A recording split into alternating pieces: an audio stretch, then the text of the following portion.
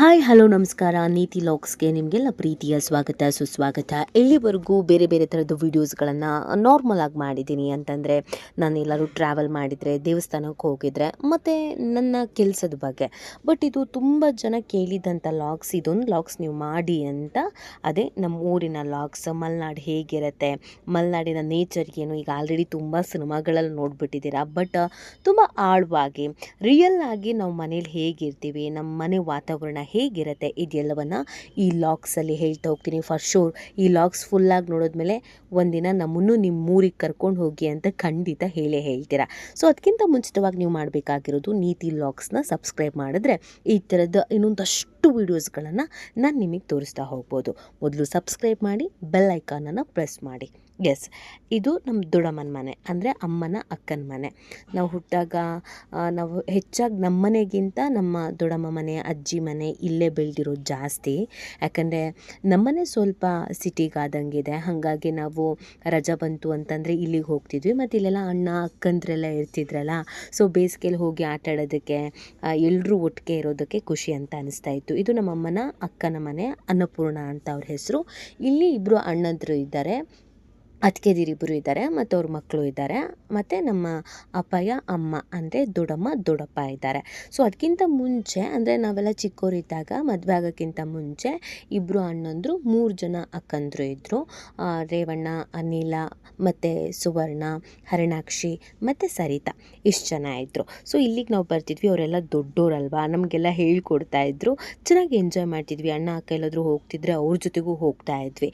So ಇವತ್ತು ಈ ಮನೆಗೆ ಬಂದಿದ್ದರಿಂದ ಇಲ್ಲಿದ್ದು ವಿಡಿಯೋ ಮಾಡಿದ್ದೀನಿ. ನೆಕ್ಸ್ಟು ಇನ್ನು ನಮ್ಮ ಅಜ್ಜಿ ಮನೆ, ನಮ್ಮ ದೊಡ್ಡಮ್ಮ ಮನೆ ಎಲ್ಲರದ್ದು ಬೇರೆ ಬೇರೆ ವಿಡಿಯೋನ ಮಾಡ್ತಾ ಹೋಗ್ತೀವಿ. ಸೊ ಇದು ವೇಣುಗೆ ತುಂಬ ಇಷ್ಟ ಆಗಿರೋ ಏರಿಯಾ, ಮನೆ. ಯಾಕಂದರೆ ತುಂಬ ದೊಡ್ಡದಾದಂಥ ಜಾಗ, ಮನೆ ತುಂಬ ಜನ, ಮನೆ ತುಂಬ ಮಕ್ಕಳು. ನನಗೂ ತುಂಬ ಇಷ್ಟ ಈ ಥರ ಇರೋದು ಅಂತಂದರೆ. ಆ್ಯಕ್ಚುಲಿ ನಮ್ಮಿಬ್ಬರಿಗೂ ಇಷ್ಟ. ಸೊ ಅದೇನೋ ಗೊತ್ತಿಲ್ಲ, ನಾವು ಹೋಗಿದ್ದ ಕ್ಷಣದಿಂದ ಮಳೆ ಶುರುವಾಗಿದ್ದು, ನಾವು ಬರೋ ತನಕ ಮಳೆನೇ ಇತ್ತು. ಸೊ ಅದಕ್ಕೆ ನಾನು ಮನೆ ಒಳಗೆ ಹೋಗೋದಕ್ಕಿಂತ ಮುಂಚೆ ಮನೆ ಹೊರಗೆ ವಾತಾವರಣ ಹೆಂಗಿದೆ ಅನ್ನೋದನ್ನು ಫಸ್ಟು ತೋರಿಸ್ಬಿಡೋಣ ಅಂತ ಈ ವಿಡಿಯೋ ಮಾಡಿದೆ. ನೋಡಿ, ಮಲೆನಾಡಲ್ಲಿ ಯಾವಾಗಲೂ ಮಳೆ ಸುರಿತಾ ಇರುತ್ತಾ ಅಂತ ತುಂಬ ಜನ ಕೇಳ್ತಾಯಿದ್ರು. ಹಾಗೇನಿಲ್ಲ, ಬಟ್ ಸುರಿದ್ರೆ ಸರಿಯಾಗಿ ಮಳೆ ಸುರಿಯುತ್ತೆ. ಸೊ ನನ್ನ ಲ್ಯಾಂಗ್ವೇಜಲ್ಲಿ ಸ್ವಲ್ಪ ಬದಲಾಗಿದೆ. ಪಕ್ಕಾ ಮಲೆನಾಡೋರು ಮಾತಾಡೋ ಥರದ್ದು ನಾನು ಮಾತಾಡ್ತಾ ಇಲ್ಲ ಅಂತ ನನಗೆ ಬೇಜಾರಾಗ್ಬಿಟ್ಟಿದೆ. ಯಾಕಂದರೆ ನಾನೀಗ ಈ ಮಂಡ್ಯಕ್ಕೆ ಮದುವೆ ಆದಮೇಲೆ ನಂಗೆ ಅಲ್ಲಿದ್ದ ಲ್ಯಾಂಗ್ವೇಜಸ್ಸು ಸ್ವಲ್ಪ ಜಾಸ್ತಿ ಬರ್ತಾ ಇದೆ. ಬಟ್ ಆಲ್ಮೋಸ್ಟು ಈ ಲಾಗ್ಸಲ್ಲಿ ನಾನು ಮಲೆನಾಡೋರ ಥರನೇ ಮಾತಾಡ್ತೀನಿ ಅಂತ ಹೇಳ್ತೀನಿ. ಮಲೆನಾಡೋರು ಯಾರಾದರೂ ನೋಡಿದ್ರೆ ದಯವಿಟ್ಟು ಬೈಕೋಬೇಡಿ. ಎಸ್, ಇದು ನಮ್ಮ ದೊಡ್ಡಮ್ಮನ ಮನೆ. ಅವಾಗೆಲ್ಲ ಇದೇ ಥರದ ಮನೆ ಇರ್ತಾಯಿತ್ತು. ನೀವೇನು ಹೇಳ್ತೀರಾ, RCC ಆರ್ ಡೂಪ್ಲೆಕ್ಸು ಈ ಥರ ಎಲ್ಲ ಏನು ಹೇಳ್ತಿರೋ, ಆವಾಗ ನಮ್ಮ ಕಡೆ ಮಲೆನಾಡಲ್ಲಿ ಈ ಥರದ ಮನೆ ಮತ್ತು ತೊಟ್ಟಿ ಮನೆ ಜಾಸ್ತಿ ಇರ್ತಿತ್ತು.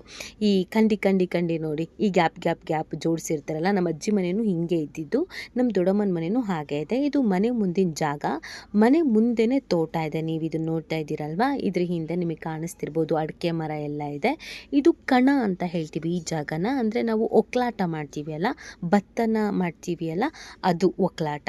ಸೊ ಇನ್ನು ಮಲೆನಾಡಲ್ಲಿ ತುಂಬ ಜನ ಕೇಳೋದೇನು ಅಂತಂದರೆ, ನಿಮ್ಮ ಮನೆ ಕಡೆಯಲ್ಲಿ ಈ ತುಳಸಿ ಗಿಡ ನಾರ್ಮಲ್ ಆಗಿರುತ್ತಲ್ಲ ಹೇಗೆ ಅಂತ. ನೋಡಿ, ನಾವು ತುಳಸಿ ಆರಾಧನೆನ ಜಾಸ್ತಿ ಮಾಡ್ತೀವಿ ಮಲೆನಾಡಲ್ಲಿ. ಪ್ರತಿಯೊಬ್ಬರು ಮನೇಲೂ ಅದಕ್ಕೆ ಅಂತಲೇ ಒಂದು ಗೂಡು ಥರ ಕಟ್ಟಿ, ಅದಕ್ಕೆ ಅಂತಲೇ ಮನೆ ಮುಂದೆನೇ ದೇವಸ್ಥಾನದ ಥರ ಮಾಡಿ ತುಳಸಿನ ಪ್ರತಿಷ್ಠಾಪನೆ ಮಾಡಿ ಆರಾಧನೆ ಮಾಡ್ತಾರೆ. ಶನಿವಾರ ವಾರ ಜಾಸ್ತಿ ನಮಗೆ ತುಳಸಿ ಹಬ್ಬ, ತುಳಸಿ ಮದುವೆ, ದೀಪ ಇದನ್ನೆಲ್ಲ ತುಂಬ ಚೆನ್ನಾಗಿ ಮಾಡ್ತಾರೆ.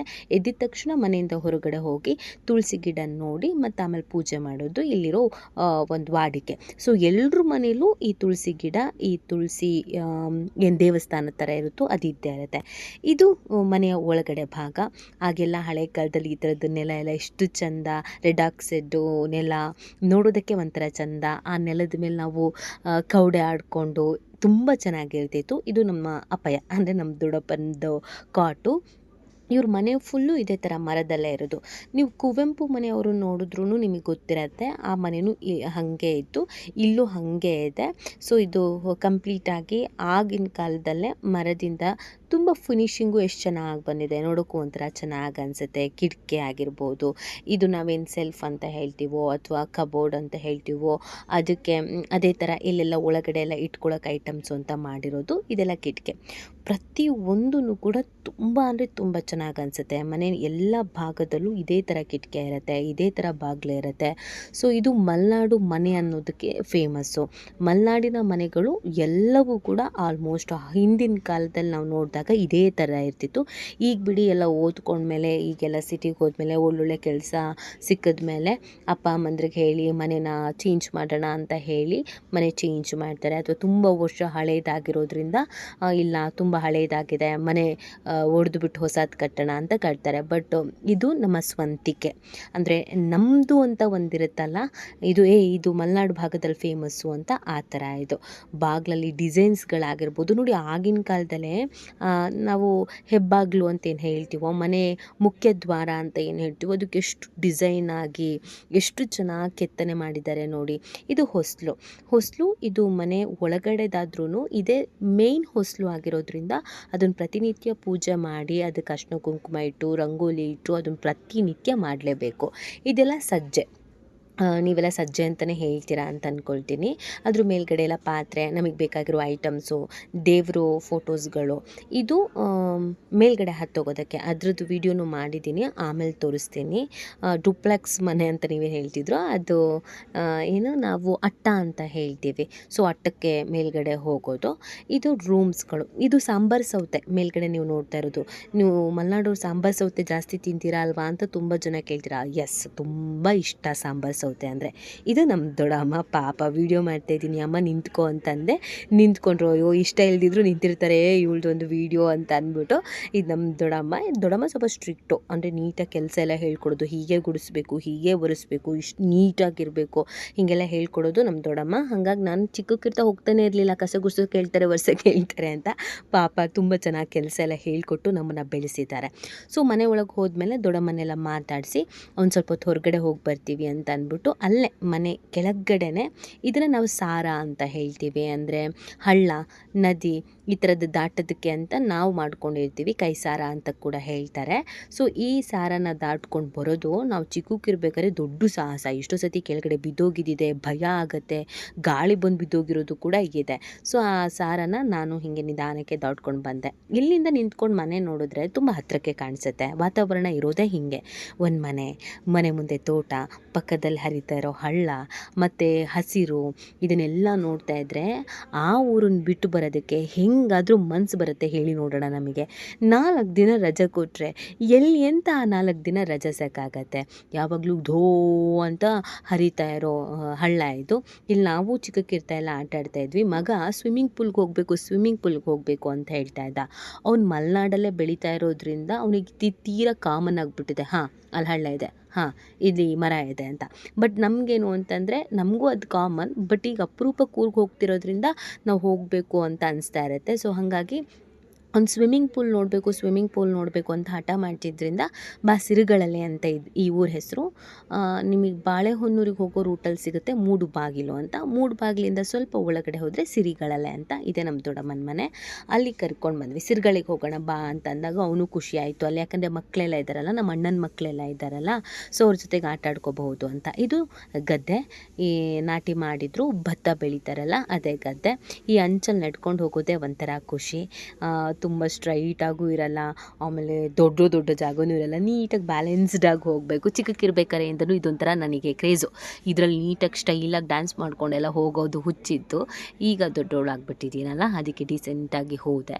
ಸೊ ಇದು ಹಳ್ಳ. ಈ ಹಳ್ಳದಲ್ಲಿ ಸ್ವಲ್ಪ ಹೊತ್ತು ನಿಂತ್ಕೊಂಡು ನೋಡಿ, ಮಕ್ಕಳು ಅಲ್ಲೇ ಎಂಜಾಯ್ ಮಾಡ್ತೀವಿ ಅಂತ ಹೇಳಿದ್ರು, ಆಟ ಆಡ್ತೀವಿ ಅಂತ ಹೇಳಿದ್ರು.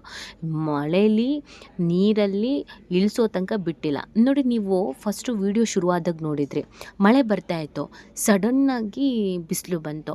ಇನ್ನೊಂದು ಸ್ವಲ್ಪ ಹೊತ್ತು ಬಿಟ್ಟು ನೋಡಿ ಮತ್ತೆ ಮಳೆ ಬರ್ತಿರುತ್ತೆ. ಆಲ್ಮೋಸ್ಟು ಮಲೆನಾಡು ಭಾಗದಲ್ಲಿ ಹೀಗೆ ಇರುತ್ತೆ. ಯಾವಾಗ ಮಳೆ, ಯಾವಾಗ ಬಿಸಿಲು, ಯಾವಾಗ ಮೋಡ ಕವಿದ ವಾತಾವರಣ ಒಂದು ಗೊತ್ತಾಗಲ್ಲ.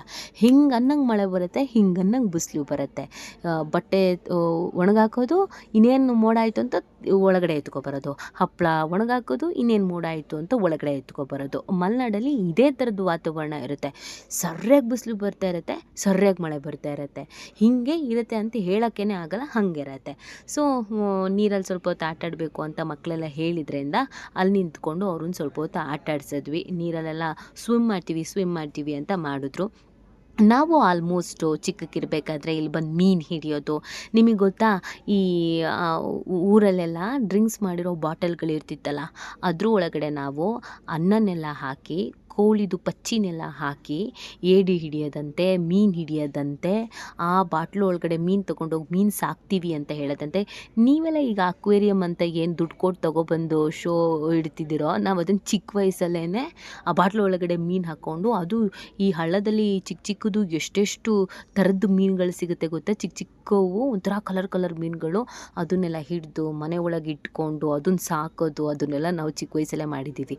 ಬೇಸಿಗೆ ರಜೆ ಬಂತು ಅಂತಂದರೆ ನಮ್ಮದೊಂದು ಬೆಟಾಲಿಯನ್ ಇತ್ತು, ನಮ್ಮದು ಕಸಿನ್ಸ್ಗಳದ್ದು, ಮಾವನ ಮಕ್ಕಳದು ಒಂದು ದೊಡ್ಡ ಸಾಮ್ರಾಜ್ಯನೇ ಇತ್ತು. ಅವ್ರ ಬಗ್ಗೆ ಎಲ್ಲ ಹೇಳ್ತಾ ಹೋಗ್ತೀನಿ. ನೆಕ್ಸ್ಟ್ ಇನ್ನೂ ಸಿಕ್ಕಾಪಟ್ಟೆ ವೀಡಿಯೋ ಇದೆ, ಆ ಲಾಕ್ಸ್ಗಳಲ್ಲಿ ಅವ್ರನ್ನೆಲ್ಲ ಪರಿಚಯ ಮಾಡ್ತೀನಿ. ಎಲ್ಲ ಅವ್ರವ್ರ ಲೈಫಲ್ಲಿ ಬ್ಯುಸಿ ಇದ್ದಾರೆ, ಬಟ್ ಎಲ್ಲರನ್ನೂ ಒಂದು ಸತಿ ಸೇರಿಸ್ಬಿಟ್ಟು ವೀಡಿಯೋ ಮಾಡ್ತೀನಿ. ಸೊ ಮೀನೆಲ್ಲ ಹಿಡಿಯೋದು ಅದನ್ನೆಲ್ಲ ನಾವು ಆಗಲೇ ಮಾಡ್ತಾಯಿದ್ವಿ. ಏಡಿ ನಿಮಗೆ ಗೊತ್ತಿರುತ್ತೆ ಅಲ್ವಾ, ಆ ಏಡಿನ ಈ ಕಲ್ಲು ಎತ್ತಿ ಏಡಿ ಹಿಡಿಯೋದು. ನಮ್ಮ ಅಣ್ಣಂದ್ರು ಇಬ್ಬರೂ ಇರಲಿಲ್ಲ ಮನೇಲಿ, ಇದ್ದಿದ್ದರೆ ಅವ್ರ ಹತ್ರ ಒಂದು ಏಡಿ ಇಡಿಸ್ಕೊಂಡು ವೀಡಿಯೋನು ಮಾಡ್ತಾಯಿದ್ದೆ. ಇಬ್ಬರು ಯಾವುದೋ ಮದುವೆಗೆ ಹೋಗ್ಬಿಟ್ಟಿದ್ರು, ಹಾಗಾಗಿ ಅಣ್ಣಂದ್ರು ಇರಲಿಲ್ಲ. ಇದೇ ಹಳ್ಳದಲ್ಲಿ ಅವ್ರು ಏಡಿ ಎಲ್ಲ ಹಿಡ್ಕೊಡ್ತಾಯಿದ್ರು. ಏಡಿ ಎಲ್ಲ ಹಿಡ್ಕೊಂಡು ಹೋಗಿ ಮನೇಲಿ ಸುಟ್ಕೊಂಡು ಈ ಮಳೆಯಲ್ಲಿ ತಿಂತಾಯಿದ್ರೆ ಸಖತ್ತು ಖುಷಿ ಅನಿಸುತ್ತೆ. ಸೊ ಸ್ವಲ್ಪ ಹೊತ್ತು ಆಟ ಆಡಿದ್ಮೇಲೆ ಮತ್ತೆ ತಿರ್ಗಾ ವಾಪಸ್ಸು ಮನೆಗೆ ಹೋಗೋಣ, ಟೈಮ್ ಆಯಿತು ಅಂತಂದ್ಬಿಟ್ಟು ವಾಪಸ್ ಮನೆಗೆ ಹೋದ್ವಿ. ಯಾಕಂದರೆ ತುಂಬ ಹೊತ್ತಾಗಿತ್ತಲ್ಲ ಬಂದು. ಇದು ಮನೆ ಸುತ್ತ ಇರೋದು. ಇದನ್ನು ನಾವು ಪಲಾವ್ ಎಲೆ ಅಂತ ಹೇಳ್ತೀವಿ, ಬಟ್ ನೀವೆಲ್ಲ ಬಳಸ್ತಿರಲ್ಲ ಅದಲ್ಲ. ಇದನ್ನು ನಾವು ಪರ್ಟಿಕ್ಯುಲರ್ ಪಲಾವ್ ಎಲೆವೇ ಅಂತೀವಿ. ಇದು ಬಸಳೆ ಸೊಪ್ಪು ಎಲ್ಲ ಮನೆ ಹತ್ರನೇ ಹಾಕ್ಕೊಂಡಿರ್ತಾರೆ. ಆವತ್ತಿನ ದಿನಕ್ಕೆ ಏನು ಬೇಕಾಗುತ್ತೋ ಐಟಮ್ಸು ಅದೆಲ್ಲ ಇದ್ದೇ ಇರುತ್ತೆ. ಇದು ಬಚ್ಚಲ ಮನೆ ಒಲೆ. ಇಲ್ಲೇ ನಮಗೆ ಆಟ ಆಡೋದಂತ ಎಲ್ಲ ಹೇಳಿದರೆ ತುಂಬ ಖುಷಿ. ಇಲ್ಲೂ ಸ್ವಲ್ಪ ಜಾಗ ಜಾಸ್ತಿ ಇರೋದ್ರಿಂದ ಇಲ್ಲೆಲ್ಲ ಆಟ ಆಡ್ತಾ ಇದ್ವಿ. ಇದೆಲ್ಲ ಬಟ್ಟೆ ಒಣಗಿ ಹಾಕೋಕ್ಕೆ, ಸೌದೆ ಕೂಡಿಟ್ಕೊಳ್ಳೋದಕ್ಕೆ ಸೌದೆ ಕೊಟ್ಟಿಗೆ ಮತ್ತು ಬಾವಿ. ಇದು ತೀರಾ ಕಾಮನ್ ಬಿಡಿ, ಮಲೆನಾಡು ಭಾಗ ಅಂತ ಅಲ್ಲ, ಬೇರೆ ಬೇರೆ ಭಾಗದಲ್ಲೂ ಕೂಡ ಬಾವಿ ಇರುತ್ತೆ. ಮಕ್ಕಳು ಚಿಕ್ಕವರಾಗಿರೋದ್ರಿಂದ ಒಂದು ಸ್ವಲ್ಪ ಭಯ ಆಗಿರುತ್ತೆ. ಇದು ನಾವು ಚಿಕ್ಕ ವಯಸ್ಸಲ್ಲಿ ಇದ್ದಾಗ ಈ ಕಡೆ ಎಲ್ಲ ಹೋಗೋಕ್ಕೆ ಬಿಡ್ತಿರ್ಲಿಲ್ಲ ನಮ್ಮನ್ನು, ಇಲ್ಲ ಬೇಡ ಅಂತ ಕರ್ಕೊಂಡು ಹೋಗ್ತಾಯಿದ್ರು. ಅದಿದೆ ಬಾವಿ. ಇದು ಬಂದು ಸೌದೆ ಕೊಡುಗೆ. ನಾವು ಒಂದು ವರ್ಷಕ್ಕಾಗೋ ಹಾಗೇ ಸೌದೆನ ಜೋಡಿಸ್ಕೊಂಡಿಟ್ಟಿರ್ತೀವಿ. ಅಂದರೆ ಅದು ಇನ್ನೇನು ಒಲೆ ಊಟ ಅಡುಗೆ ಮಾಡೋದಕ್ಕೂ ಒಲೆನೇ ಇದೆ. ಶೃಂಗೇರಿ ಒಲೆ ಅಂತ ಇದಕ್ಕೆ ಫೇಮಸ್ಸು. ಶೃಂಗೇರಿ ಒಲೆ ಅಂತಲೇ ಕರೆಯೋದು ಇದನ್ನು. ಮತ್ತು ಇನ್ನು ಅಡಿಕೆ ಬೇಯಿಸೋಕ್ಕೂ ಬೇಕಾಗಿರುತ್ತೆ. ಮತ್ತು ತಲೆಗೆ ಸ್ನಾನ ಮಾಡೋದಕ್ಕೂ ಕೂಡ ಬಿಸಿನೀರೇ ಬೇಕಾಗಿರುತ್ತೆ, ಅಂಡೆ ಒಲೆನೇ. ಸೊ ಅದೆಲ್ಲದಕ್ಕೂ ಸೌದೆ ಬೇಕು ಅಂತ ಜೋಡಿಸಿಟ್ಕೊಂಡಿರ್ತಾರೆ. ಇದೆಲ್ಲ ಅಲ್ಲಿ ಕಡಪ ಕಲ್ಲಲ್ಲಿ ಇಟ್ಕೊಂಡಿರೋದು. ಏನಂತಾರೆ ಅದಕ್ಕೆ, ನನಗೆ ಮರ್ತೋಗಿದೆ ಆ್ಯಕ್ಚುಲಿ, ಸಿಬ್ಲು ಅಂತೇನೋ ಅಂತಾರೆ, ಅದನ್ನ ಮೇಲ್ಗಡೆ ಎಲ್ಲ ಮುಚ್ಚಿರ್ತಾರಲ್ಲ ಅದಕ್ಕೆ. ಇದು ನಮ್ಮ ಮಲೆನಾಡಲ್ಲಿ ಕಾಣುವ ತೀರಾ ಕಾಮನ್ ಆದ ವಿಷಯ. ಕಿಟಕಿಯಲ್ಲಿ ಮೊಬೈಲ್ ಇಡೋದು. ನೆಟ್ವರ್ಕ್ ಸಿಕ್ಕಿದ್ರೆ ಇಲ್ಲೇ ಸಿಗಬೇಕು, ಫೋನ್ ಬಂದರೆ ಇಲ್ಲೇ ಸ್ಪೀಕರ್ ಆನ್ ಮಾಡಿ ಇಲ್ಲೇ ಮಾತಾಡಬೇಕು, ಇಲ್ಲೇ ಬಿಡಬೇಕು. ಒಂದು ಚೂರು ಫೋನ್ ತಗೊಂಡು ಕೈಗೆ ನೆಟ್ವರ್ಕ್ ಹೋಗುತ್ತೆ. ವೀಡಿಯೋ ಕಾಲೆಲ್ಲ ಮಾಡೋಕ್ಕಾಗಲ್ಲ ಬಿಡಿ. ಸೊ ಪಾಯಿಂಟ್ ನೋಡಿ ಇಟ್ಟಿರ್ತೀವಿ, ಈ ಪಾಯಿಂಟಲ್ಲಿ ಇಟ್ಟರೆ ನೆಟ್ವರ್ಕ್ ಸಿಗುತ್ತೆ ಅಂತ, ಅದೇ ಪಾಯಿಂಟಲ್ಲಿ ನೆಟ್ವರ್ಕ್ ಇದರಲ್ಲೇ ಮೊಬೈಲ್ ಇಡೋದು. ಸೊ ನಾವು ಮನೆ ಒಳಗೆ ಬರ್ತಿದ್ದಂಗೆ ಮತ್ತೆ ಮಳೆ ಶುರು ಆಯಿತು. ಅದೊಂದು ಸ್ವಲ್ಪ ವೀಡಿಯೋ ಮಾಡೋಣ ಅಂತ ಹಾಗೆ ಹೊರಗಡೆ ವೀಡಿಯೋ ಮಾಡಿಕೊಂಡೆ. ಆಮೇಲೆ ಅಮ್ಮ ಬಿಸಿ ಅಂತಾರೆ ಮಾಡಿಕೊಡು ಅಂತ ಕೇಳಿತ್ತು. ಅಮ್ಮ ಹಪ್ಪಳ ಇದೆ ಅಂತ ಹೇಳಿದ್ರು. ನಮ್ಮ ಕಡೆ ಈ ಹಲಸಿನ ಹಪ್ಪಳ, ಗೆಣಸಿನ ಹಪ್ಪಳ ಇದನ್ನೆಲ್ಲ ಜಾಸ್ತಿ ಮಾಡ್ತಾರೆ. ಇದು ಗೆಣಸಿನ ಹಪ್ಪಳ. ಅಮ್ಮ ಬಿಸಿ ಎಣ್ಣೆಲಿ ಹುರ್ಕೊಟ್ಲು ಪಾಪ. ಕೇಳಿದ ತಕ್ಷಣ ಅವ್ಳಿಗೆ ಆ್ಯಕ್ಚುಲಿ ಹುಷಾರಿರಲಿಲ್ಲ ನನ್ನ ದೊಡ್ಡಮ್ಮಂಗೆ. ಆದರೂ ನಾವು ಹೋಗ್ತಿದ್ದಂಗೆ ಎದ್ದು ಎಲ್ಲ ಮಾಡಿಕೊಟ್ಟು ಎಲ್ಲ ತಿಂದು, ಅವಳಿಗೊಂಥರ ಮನೆಗೆ ಯಾರಾದರೂ ಬಂದರೆ ಖುಷಿನೇ. ಎಲ್ರಿಗೂ ಊಟ ಕೊಟ್ಟು ಎಲ್ಲ ಏನೇನು ಕೇಳ್ತಾರೋ ಅದನ್ನೆಲ್ಲ ಕೊಟ್ಟು, ಅದಕ್ಕೇನು ಪಾಪ ಏನೋ ಕೆಲಸ ಮಾಡ್ತಾಯಿದ್ರು. ಇನ್ನೊಬ್ಬರು ಅದಕ್ಕೆ ಇರಲಿಲ್ಲ, ಸುಪ್ರಿಯಾ ಅದಕ್ಕೆ ಇರಲಿಲ್ಲ, ಸಂಧ್ಯಾ ಅದಕ್ಕೆ ಮಾತ್ರ ಇದ್ದರು, ಅವ್ರ ಮಕ್ಕಳು ಮಾತ್ರ ಇದ್ದರು. ಸೊ ಹಪ್ಪಳ ಎಲ್ಲ ಕೊಟ್ಟರು. ನನ್ನ ಮಗ ಎಲ್ಲ ತಿಂದ, ಅವರು ಎಲ್ಲ ತಿಂದರು. ಸ್ವಲ್ಪ ಹೊತ್ತು ಮಾತಾಡಿದ್ವಿ ಕೂತ್ಕೊಂಡು. ಅಮ್ಮಂಗೆ ನೀವು ಇಲ್ಲೇ ಇರಿ ಅಂತ ಹೇಳ್ತಾ ಇದ್ಲು. ಬಟ್ ನಾವು ಸಿಕ್ಕಿದ್ದೆ 3 ದಿನ ರಜಾ, ಒಂದು ಅರ್ಧ ದಿನ ಇಲ್ಲೇ ಕಳಿಬೇಕಿತ್ತು. ಇಲ್ಲೇ ಅರ್ಧ ದಿನ ಕಳೆದ್ವಿ. ಅದಾದಮೇಲೆ ಊಟ ನಾರ್ಮಲಾಗಿ ಮಲೆನಾಡಲ್ಲಿ ಸ್ವಲ್ಪ ನಾನ್ ವೆಜ್ಜೇ ಸ್ಪೆಷಲ್. ಮೀನಾಗಿರ್ಬೋದು ಅಥವಾ ಪೋರ್ಕ್ ಆಗಿರ್ಬೋದು, ಚಿಕನ್ನು, ಏಡಿ ಈ ಥರದ್ದು ಏನಾದರೂ ಮಾಡ್ತಾನೆ ಇರ್ತಾರೆ. ಬಟ್ ನಾವು ಹೋಗಿದ್ದ ದಿನ ಐ ಥಿಂಕ್ ಶುಕ್ರವಾರ ಆಗಿತ್ತು. ನಾನು ನಾನ್ ವೆಜ್ ತಿನ್ನಲ್ಲ ಅಂದಿದ್ದಕ್ಕೇ ಅಮ್ಮ ಪಾಪ ಇರೋದ್ರಲ್ಲಿ ಏನೇನೋ ಮಾಡಿಕೊಟ್ಲು, ಸೌತೆಕಾಯಿ ಪಚ್ಚಡಿ ಅದು ಇದು ಎಲ್ಲ. ಇದು ನಮ್ಮ ಪಯ ಅಂದರೆ ನಮ್ಮ ದೊಡ್ಡಪ್ಪನ ಅಡಿಕೆ ಕೊಟ್ಟೋ ಕಲ್ಲು. ಚಿಕ್ಕಕ್ಕಿರಬೇಕಾದ್ರೆ ಇಂದನೂ ಈ ಕಲ್ಲಿನ ಮೇಲೆ ಭಾರಿ ಕಣ್ಣು ನನಗೆ. ಸೊ ಆವಾಗಿಂದ ನಾನು ಚಿಕ್ಕಕ್ಕಿರಬೇಕಾದ್ರೆ ವರ್ಷದಿಂದ ಈಗ ನನ್ನ ಮಗ ಬಂದಿದ್ದಾನೆ, ಈಗಲೂ ಅದೇ ಕಲ್ಲಿದೆ. ಅಂದರೆ ಅಷ್ಟು ನೀಟಾಗಿ ಜೋಪಾನ ಮಾಡ್ಕೊಂಡ್ಬಂದಿದ್ದಾರೆ ನಮ್ಮ ಅಪ್ಪಗೆ. ಸೊ ಊಟ ಆದಮೇಲೆ ಒಂದು ಎಲಡಿಕೆ ಹಾಕಿದೆ. ವೇಣುಗೆ ಈ ಎಲಡಿಕೆ ಎಲ್ಲ ಆಗಲ್ಲ, ಅವ್ನು ಹಾಕಲ್ಲ. ಬಟ್ ನಂಗೆ ತುಂಬ ಇಷ್ಟ. ನಾರ್ಮಲಾಗಿ ಯಾವುದೇ ಊಟ ಆದಮೇಲೂ ಅದು ಊರ ಕಡೆ ಹೋದೆ ಅಂತ ಅಂದರೆ ಎಲಡಿಕೆ ಹಾಕ್ತೀನಿ. ಇದು ಜಗ್ಲಿ. ಅಲ್ಲಿ ಕುತ್ಕೊಂಡು ಸ್ವಲ್ಪ ಹೊತ್ತು ಮಾತಾಡಿದ್ರು ಹೊರಗಡೆ ಕೂತ್ಕೊಂಡು. ನಾವು ಮಳೆ ಎಲ್ಲ ನಿಂತ್ಕೊಂಡು ಸ್ವಲ್ಪ ಹೊತ್ತು ನೋಡಿದ್ವಿ. ನಮ್ಮ ಅಪ್ಪ ಏನೂ ಅಲ್ಲೇ ಇದ್ದರು, ಮಕ್ಕಳು ಎಲ್ಲ ಅಲ್ಲೇ ಇದ್ದರು. ಸ್ವಲ್ಪ ಹೊತ್ತು ನೋಡಿ ಇನ್ನು ನಾರ್ಮಲಾಗಿ ಹೊರಡೋ ಸಮಯ ಬಂದೇ ಬಿಡ್ತು. ಇದು ಮಲೆನಾಡಲ್ಲಿ ಮನೆಗೆ ಮಕ್ಕಳು ಬಂದರೆ, ಹೆಣ್ಮಕ್ಳು ಬಂದರೆ ಅಷ್ಟು ಕುಂಕುಮ ಕೊಡೋದು, ತವ್ರ ಮನೆಗೆ ಬಂದಿರೋ ಖುಷಿ. ನಮ್ಮ ಮನೇಲಿ ಹೇಗೆ ಅಂತಂದರೆ ನಮ್ಮ ಮಮ್ಮಿ ನಮ್ಮನೆ, ನಮ್ಮಮ್ಮ, ನಮ್ಮಪ್ಪ ಅನ್ನೋದಕ್ಕಿಂತ ನಮ್ಮನ್ನು ಎಲ್ರ ಜೊತೆಗೂ ಬೆರೆಸಿರೋದ್ರಿಂದ ನಮಗೆ ದೊಡ್ಡಮ್ಮರು, ಅಮ್ಮಂದರು ನಮ್ಮನ್ನು ಹಾಗೆ ಮಕ್ಕಳು ಥರ ನೋಡ್ಕೊಳ್ಳೋದ್ರಿಂದ ಹೆಣ್ಮಕ್ಳು ತವ್ರ ಮನೆಗೆ ಬಂದಿರೋ ಖುಷಿ.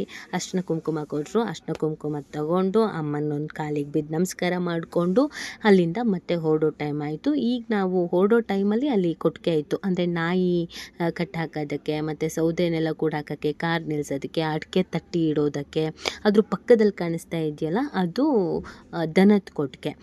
ದನದ ಕೊಟ್ಟಿಗೆ ಪಕ್ಕದಲ್ಲಿ ಇದ್ದಿದ್ದು. ಇದು ಮಳೆ ಬಂದರೆ ನಾಯಿ ಎಲ್ಲ ನೆನಿಬಾರ್ದು ಅನ್ನೋದಕ್ಕೋಸ್ಕರ ಇದೊಂದು ಕೊಟ್ಟಿಗೆ ಮಾಡ್ಕೊಂಡಿರ್ತಾರೆ. ಇದರಲ್ಲಿ ಕತ್ತಿ, ಅದು ಇದು ಅಡಿಕೆ ಹರಡೋಕ್ಕೆ ಇದನ್ನೆಲ್ಲ ಅಲ್ಲಿ ಜೋಡಿಸಿಟ್ಟಿರ್ತಾರೆ. ಅದಕ್ಕೆ ಅಂತ ಸಪ್ರೇಟ್ ಮಾಡ್ಕೊಂಡಿರೋ ಕೊಟ್ಟಿಗೆ ಇದು.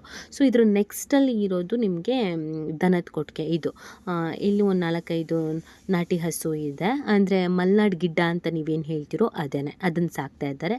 ಸೊ ಅಲ್ಲಿಂದ ಆಮೇಲೆ ನಮ್ಮ ಮನೆಗೆ ಹೊರಟ್ವಿ ಕೈ ಮರಕ್ಕೆ. ಸೊ ಮುಂದಿನ ದಿನಗಳಲ್ಲಿ ನಾನು ಕೈ ಮರದನ್ನು ಲಾಕ್ಸ್ ಮಾಡ್ತೀನಿ. ಸೊ ಇದು ನಮ್ಮ ದೊಡ್ಡಮ್ಮ ಮನೆದು ಮಲೆನಾಡು ಮನೆ, ಪಕ್ಕ ಮಲೆನಾಡು ಮನೆದು. ಸ್ವಲ್ಪ ವಿಷಯನ ನಾನು ಹೇಳಿಲ್ಲ ಇಲ್ಲಿ, ಬಿಕಾಸ್ ಟೈಮ್ ಸಾಕಾಗಿಲ್ಲ ಅಂತ. ಬಟ್ ಮುಂದೊಂದು ದಿನ ಪಕ್ಕ ಕ್ಲೀನಾಗಿ ಮಾಡ್ತೀವಿ. ಸೊ ನಮ್ಮ ಮಲೆನಾಡು ಪ್ರಕೃತಿ ಅದು ಎಷ್ಟು ಚೆಂದ ಇದೆ, ಯಾವಾಗಲೂ ಹೀಗೆ ಇರುತ್ತೆ. ಸೊ ನಿಮಗೆ ಯಾವಾಗಲಾದರೂ ಟೈಮ್ ಆದಾಗ ಮಲೆನಾಡು ಕಡೆಗೆ ಹೋಗಿ ಬನ್ನಿ. ಈ ವಿಡಿಯೋ ಇಷ್ಟ ಆಗಿದ್ರೆ ಕಮೆಂಟು ಮಾಡಿ.